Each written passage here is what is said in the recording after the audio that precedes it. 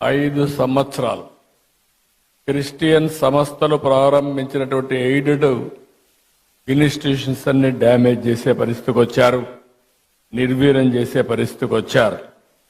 ఈరోజు మా పార్టీ మనందరి నాయకుడు తెలుగుదేశం పార్టీ అధినేత ఎన్టీ రామారావు గారు కూడా ఏసీ కాలేజీలో చదువుకున్న విషయం మనం మర్చిపోలేం.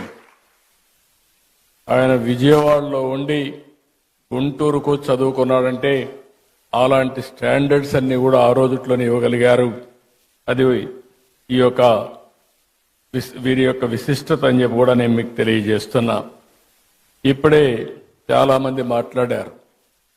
గడచిన 5 సంవత్సరాలుగా రాష్ట్రంలో మనం చూస్తే ఇది సందర్భం కాకపోయినా చెడును ఒకసారి ఆలోచించుకుని మళ్ళీ చెడును జరగకుండా